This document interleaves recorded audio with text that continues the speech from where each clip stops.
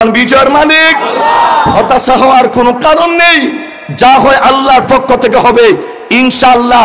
চশমা মার্কার আওয়াজ বাড়ি বাড়ি পৌঁছে গেছে। আগামী 21 তারিখে চশমা মার্কার বিজয় হবে ইনশাআল্লাহ। মুসলিম ও মুসলিম যে কোনো ধর্ম বর্ণ নির্বিশেষে যার যতটুকু অধিকার রয়েছে একজন ভাইস চেয়ারম্যান হিসেবে আমার দৃঢ় বিশ্বাস ইনশাআল্লাহ যতটুকু দায়িত্ব উনি আদায় করার দরকার, যার যতটুকু পাওনা দেওয়ার দরকার ইনশাআল্লাহ ঘরে ঘরে পৌঁছা দিবেন ইনশাআল্লাহ।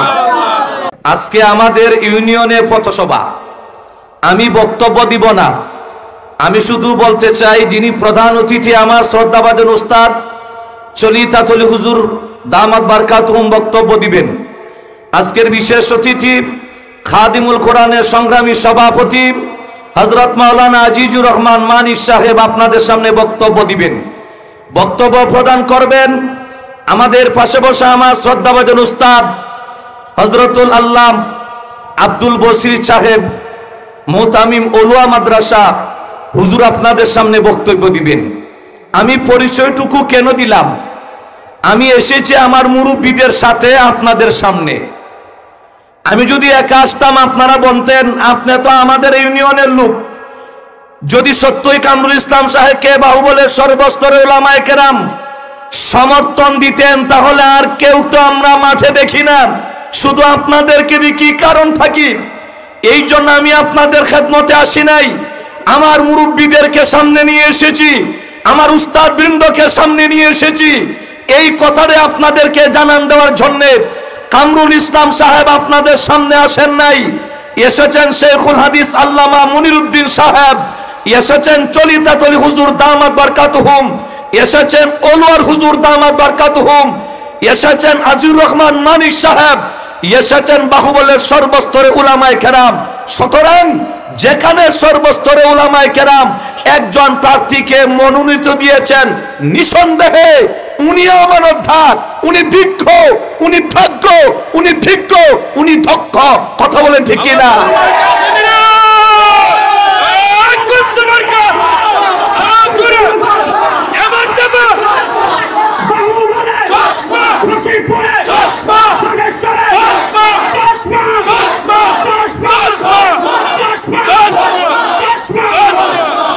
আমি আপনাদের সামনে বলতে চাই একজন দক্ষ প্রার্থী নিয়ে আপনাদের সামনে এসেছি, উলামায়ে কেরাম সমর্থন করেছেন।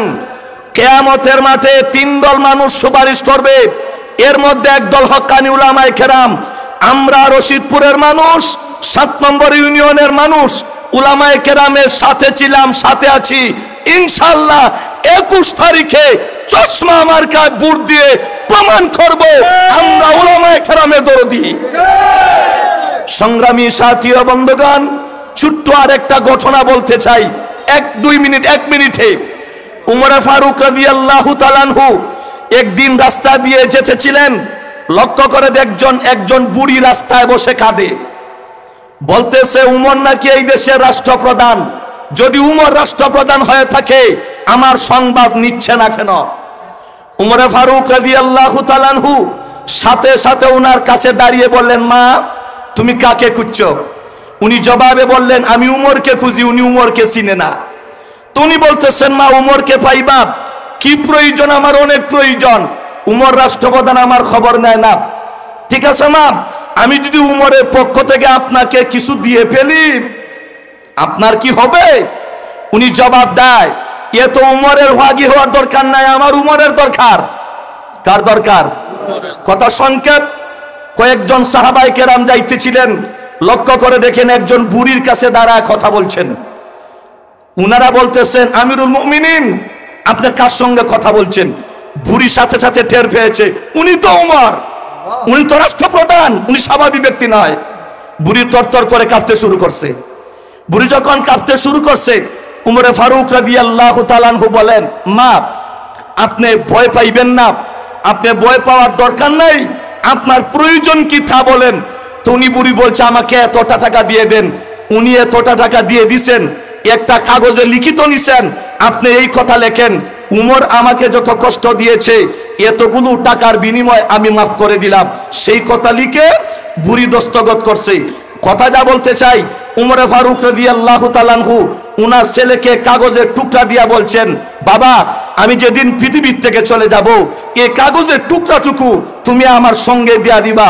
যদি কিয়ামতের মাঠে সেই বুড়ি আমাকে আল্লাহর দরবারে আসামি বানায়, আমি বলবো আল্লাহ বুড়িকে টাকা দিয়ে মাপ নিয়েছি, এই দেখেন দস্তখত আছে। সুবহানাল্লাহ বলেন না।